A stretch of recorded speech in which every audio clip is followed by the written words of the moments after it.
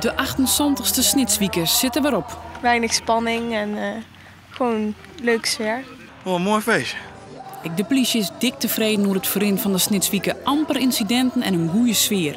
Vol een soort wildplassers en wilddrinkers.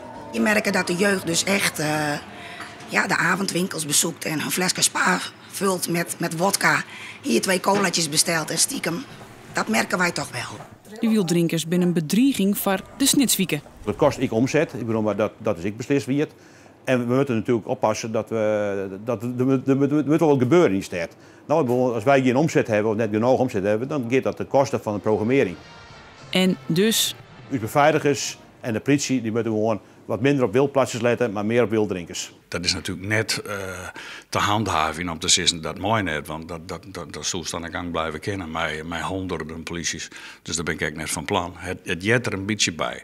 Het jet ook bij dat de ene het wat meer geldt dan de andere. En het gaat mij erom dat in het generaal het een beheersbare situatie blijft. En dat dan de horeca mij zei van we gaan 10% meer omzet naar verwachting zeker. Ja, daar ben we al heel blij mee akkoord. Dus dan is het en een feest, ook voor de mensen die dat dan wel meenemen, als het maar op een fatsoenlijke manier gebeurt. Want de stad is natuurlijk van ons allemaal. Mooi om drank op het terras opdrinken, dat kan zelfs net, zei de burgemeester. Maar dat probleem luidt dan bij de horeca. Het is aan de eigenaar van het bedrijf zelf, die moet dat zien optreden.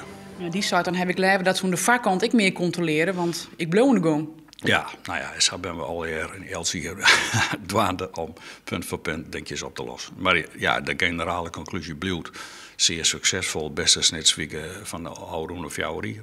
En net meer handhaven op alcoholbezit? Nee, gewoon de gaat goed, dus ik ben tevreden.